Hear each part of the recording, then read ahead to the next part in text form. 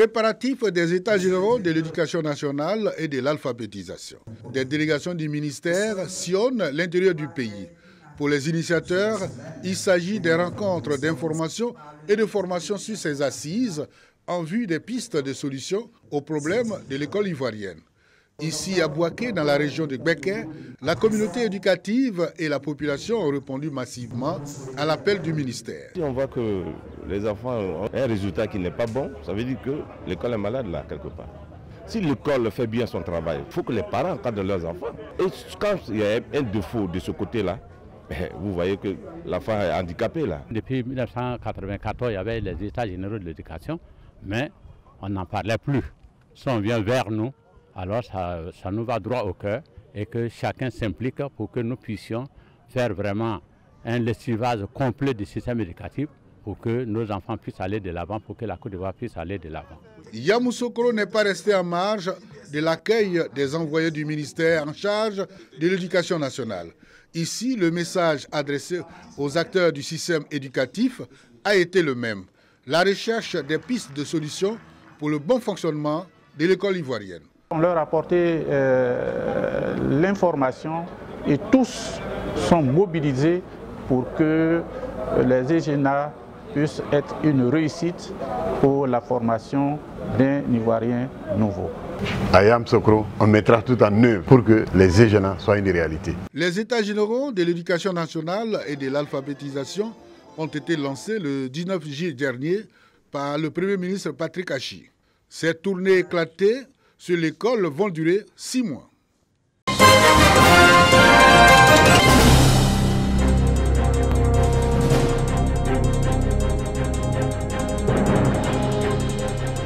Pascal Kwaku Abina n'est plus le président du conseil régional de l'Indéni-Guablé. Nommé ministre-gouverneur du district de la Komoué, il vient de céder son fauteuil à son premier vice-président Wadia Issé, conformément à la loi, au cours de cette 3e session de l'année 2021 du conseil régional. J'ai décidé de me retirer de la présidence du conseil régional pour me consacrer à mes nouvelles fonctions que j'ai d'ailleurs commencé à exercer par une tournée de prise de contact avec les populations du district. Pascal Abina Kwaku a exhorté l'ensemble des conseillers et le personnel du conseil à accompagner le nouveau président afin que celui-ci réussisse sa mission. Prenant à son tour la parole, Wadia Issé a rassuré le président sortant qu'il s'inscrit dans la continuité de ses actions avant de lui exprimer toute sa gratitude pour la confiance placée en lui. Je voudrais réitérer ma reconnaissance pour la confiance que vous avez bien voulu placer en moi depuis 2018, mais surtout pour l'acte que vous posez ce matin en me cédant le poste de président du conseil régional Indéni-Guablé. Je m'engage à poursuivre avec le concours du conseil et le soutien du personnel les nombreuses actions de développement, les nombreux sentiers que vous avez ouverts depuis une dizaine d'années, et cela dans le même esprit d'union, de cohésion et de solidarité.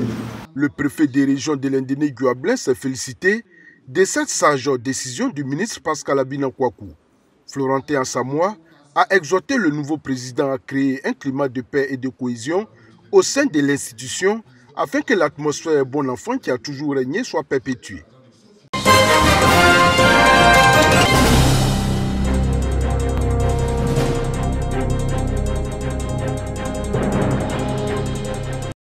La vie a bien changé à Bouleux, un village situé à 7 km de Dadané, peuplé de plus de 1000 âmes.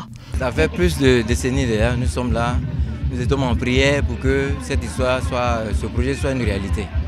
Aujourd'hui, nous sommes en pleine joie parce que nos rêves sont devenus réalité. On travaillait dans l'obscurité, je faisais la couture sur torche, mais actuellement je suis au dehors en train de travailler normalement.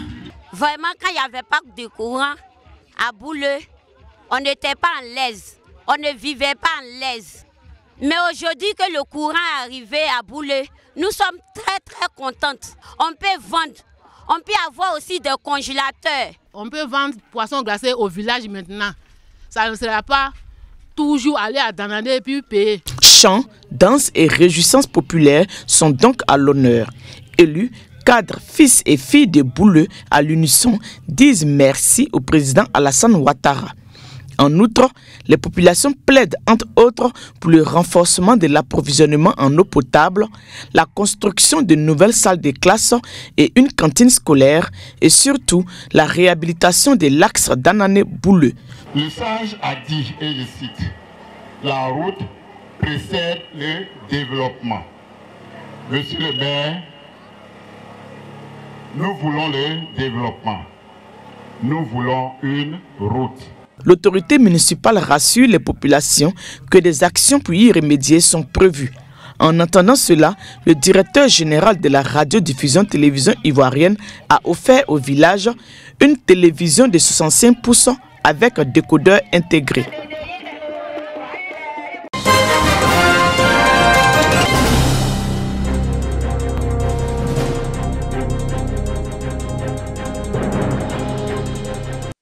Adama Tounkara, le médiateur de la République, à son arrivée à la Fondation Félix Houphouët-Boigny pour la recherche de la paix de Yamoussoukro, a un mot et un sourire pour chacun de ses collaborateurs venus prendre part à une formation intitulée « La culture de la paix » aux outils et techniques de prévention et de gestion des conflits.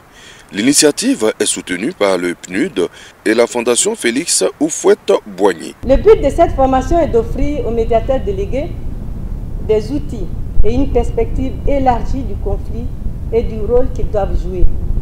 En apportant notre appui aux médiateurs de la République, nous voulons contribuer à asseoir une médiation efficace par la promotion des valeurs de la culture de la paix et de la non-violence. Une occasion pour les délégués régionaux d'améliorer leurs connaissances.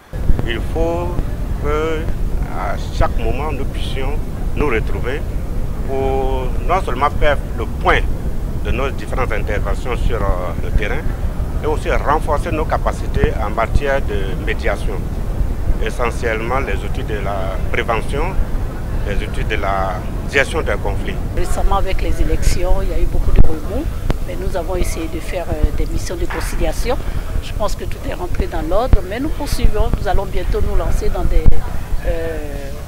missions de suivi et évaluation de tous les actes que nous avons posés afin d'avoir de meilleurs résultats. Pour sa part, le médiateur de la République les encourage dans ce sens. Cette formation permettra de faire face à plus d'efficacité au nombre croissant de conflits communautaires dans notre cher pays. En témoignent les récents conflits de Béoumi, Zionoula, Guézon. Tous ces conflits ont entraîné malheureusement de nombreuses pertes en vie humaine, des blessés, des destructions de biens et des déplacements de population. Pour y remédier, notre ambition de mener une médiation proactive axée sur la prévention de conflits exige une bonne connaissance des mécanismes d'alerte, en particulier, et de tous les outils de prévention des conflits en général. 3 jours, c'est le temps que va durer la formation. Valeurs de la culture de la paix, pédagogie au service de la médiation, droits de l'homme, communication pour le changement de comportement sont des modules inscrits à la table des matières.